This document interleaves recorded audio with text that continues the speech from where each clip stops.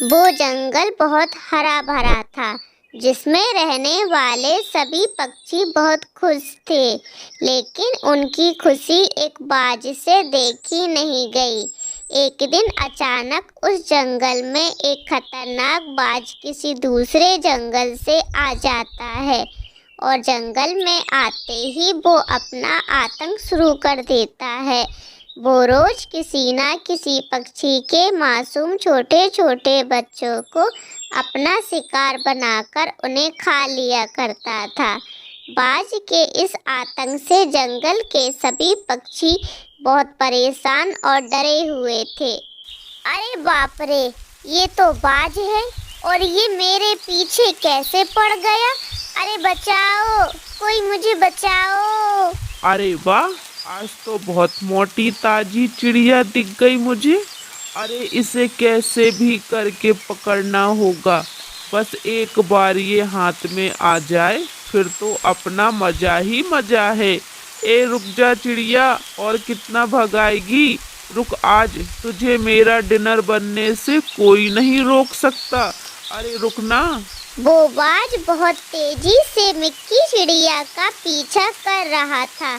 Mickey चिड़िया अपनी जान बचाने के लिए बहुत तेजी से अपने घोंसले की तरफ भाग रही थी, लेकिन तेज बारिश के कारण मिक्की चिड़िया उड़ते उड़ते बहुत थक चुकी थी। मैं और तेज नहीं उड़ सकती और अभी मेरा घोंसला बहुत दूर है। अगर मैंने अपने घोंसले तक जाने की कोशिश भी की तो वो बाज मुझे अपना भोजन बना लेगा। मुझे अपना जीवन बचाने के लिए यही किसी से मदद लेनी होगी। ऐसा कहते ही मिक्की चिड़िया जल्दी से बब्बू कौआ के घर जाती है और दरवाजा खटखटाते हुए कहती है, अरे बब्बू अंकल, जल्दी से दरवाजा खोलिए ना। वो खतरनाक बाज मेरे पीछे पड़ा है। मैं भोजन की तलाश में निकली थी, लेकिन वो बाज मेरे पीछे पड़ गया। अगर मैं थोड़ी देर और बाहर रही तो वो मुझे अपना भोजन बना लेगा। अरे खोलिए ना दरवाजा बब्बू अंकल। नहीं बेटा, मैं दरवाजा नहीं खोल सकता। तू मुझे माफ कर दे। तू जल्दी से अपने घर पहुंचने की कोशिश कर। अगर उस बाज को पता चल गया तू यहाँ है तो वो हम में से किसी को नहीं छोड़ेगा। इसलिए बेटा तू यहाँ से चली जा। बब्बू कौआ की बातें सुनने के बाद मिक्की चिड़िया वहाँ से चली जाती है और ऐसे ही मिक्की चिड़िया सब पक्षियों के घर जाती है और सब पक्षी भी मिक्की चिड़िया से वो ही कहते हैं जो बब्बू कौआ ने कहा था। तभी मिक्की चिड़िया को वो बाज उसकी तरफ आता हुआ दिखाई देता है। मिक्की चिड़िया डर से कांपते हुए जल्दी से नानू चिड़िया के घर जाती है और उसके घर का दरवाजा खटखटाते हुए कहती है, अरे नानू आंटी, आप तो मेरी मदद कर दीजिए। खोल दीजिए ना दरवाजा नानू आंटी, नहीं तो वो खतरनाक बाज मुझे अपना शिकार बना लेगा। खोलिए ना दरवाजा। मिक्की चिड़िया ये बोल ही रही होती है, तभी वो बाज तेजी से उसको पकड़ने उसकी तरफ आ ही रहा था। तभी अचानक बबलू कबूतर मिक्की चिड़िया को पकड़कर अपने घर में खींच लेता है और जल्दी से अपने घर का दरवाजा बंद कर लेता है। नानू आंटी, नानू आंटी, अगर आप दोनों आज मेरी मदद नहीं करते तो वो बाज मुझे अपना शिकार बना लेता। ए चिड़िया, तुझे क्या लगा तू बच गई मेरे से? आज नहीं तो किसी और दिन तुझे मेरा शिकार बनने से कोई नहीं रोक सकता। ऐसा कहते ही वो खतरनाक बाज वहाँ से चला जाता है। तब नानू चिड़िया मिक्की चिड़िया से कहती है, बेटा मिक्की, तू आज रात यहीं रुक जा। कल सुबह हम तुझे तेरे घर छोड़ आएंगे। दूसरे दिन नानू चिड़िया बबलू कबूतर से कहती है, बबलू, आखिर कब तक हम सब उस बाज से ऐसे ही डरते रहेंगे? कुछ तो करना ही पड़ेगा हमें उसका। नानू, लेकिन हम उसका कुछ नहीं कर सकते, वो बहुत खतरनाक है। तुम ही बताओ हम क्या कर सकते हैं उसका। तब नानू चिड़िया बबलू कबूतर को अपनी सारी योजना बताती है। नानू, तुम्हारी योजना तो अच्छी है। ऐसा करते हैं, इस योजना के बारे में सबसे बात करते हैं। ठीक है, फिर मैं सबको बुलाकर लाती हूँ। तब तक तुम मिक्की के साथ रहना।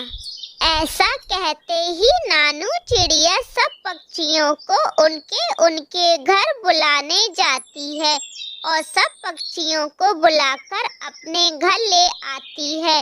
तब बबलू कबूतर सब पक्षियों से कहता है, दोस्तों, हमने सोच लिया है कि हमें उस जालिम बाज से कैसे बचना है और उसके लिए हम सभी को मिलकर काम करना होगा, क्योंकि हम सब मिलकर ही उस जालिम बाज का सामना कर सकते हैं। तब बबलू कबूतर सबको अपनी योजना बताता है। सब पक्षियों को भी बबलू कबूतर और नानू चिड़िया की योजना पसंद आती है। वो सब भी उनका साथ देने को तैयार हो जाते हैं। योजना अनुसार सभी पक्षी बड़ी बड़ी लाठियां लेकर बबलू कबूतर के घर आ जाते हैं। अच्छा, अब मैं जाती हूँ। बबलू, अगर उस बाज ने मुझे सचमुच खा लिया तो तुम दूसरी शादी मत कर लेना। अरे नानू, मैं तुझे कुछ नहीं होने दूंगा। अब तुम जाओ, मैं तुम्हारे पीछे पीछे ही आ रहा हूँ। तब नानू चिड़िया उस बाज के पास जाती है और बबलू कबूतर भी उसके पीछे पीछे जाता है। जैसे ही नानू चिड़िया उस बाज के पास पहुंच जाती है, बबलू कबूतर भी थोड़ी दूर ही छुप जाता है। फिर नानू चिड़िया उस बाज से कहती है, भैया, अरे ओ बाज भैया, बहुत सो लिया आपने, जरा अब उठकर भोजन भी कर लो। नानू चिड़िया की आवाज सुनकर वो बाज जाग जाता है और जल्दी से उठकर कहता है, भोजन? अरे भोजन कहाँ है? अरे चिड़िया, कहाँ है भोजन?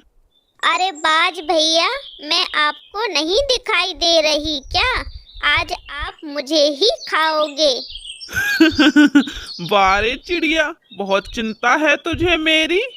अरे भैया, मैं सच बोल रही हूँ। मेरे पति का चक्कर जंगल की सबसे सुंदर चिड़िया के साथ चल रहा है और वो मुझे मारता भी है। मैं उससे परेशान होकर आत्महत्या करने जा रही थी। फिर मैंने सोचा, आत्महत्या करने से अच्छा तो ये है मैं किसी का भोजन ही बन जाऊं। इसलिए मैं आपके पास आ गई। अरे वाह चिड़िया, तू तो बहुत होशियार निकली। तूने ये बहुत अच्छा सोचा। आत्महत्या करने से अच्छा है तू मेरा ही भोजन बन जा। बाज भैया, मैं आपकी भूख शांत करने के लिए आपका भोजन बनने को तैयार हूँ। तो आप मेरी भी एक आखिरी इच्छा पूरी कर दीजिए। मैं चाहती हूँ आप मुझे मेरे ही घर पर ले जाकर मुझे पकाकर खाएं, क्योंकि मैं मरने के बाद अपने ही घर में भूत बनकर अपने पति को परेशान कर सकूं। चिड़िया, अगर तेरी इच्छा यही है तो चल, मैं तेरे घर चलता हूँ। आज मैं तुझे पकाकर ही खाऊंगा। नानू चिड़िया और उस खतरनाक बाज की बातें सुनकर बबलू कबूतर जल्दी से अपने घर आ जाता है और सबको सारी बातें बताता है और सभी पक्षी योजना अनुसार तैयार हो जाते हैं। नानू चिड़िया भी उस बाज को अपने घर लेकर आने लगती है और घर पहुंचकर नानू चिड़िया जैसे ही उस बाज को अपने घर के अंदर लाती है, सभी पक्षी मिलकर उस खतरनाक बाज पर लाठियों से हमला कर देते हैं और लाठियों से पीट पीट कर उसे मार देते हैं। हमने कर दिया बबलू, हमने कर दिया। इस जालिमबाज को उसके कर्मों की सजा दे ही दी। हर बुराई का अंत जरूर होता है, लेकिन इस जालिमबाज को शायद ये पता नहीं था कि इसके भी आतंक का अंत एक ना एक दिन जरूर होगा। किसी के साथ गलत करने के बाद अपनी बारी का इंतजार करना कभी ना भूलें।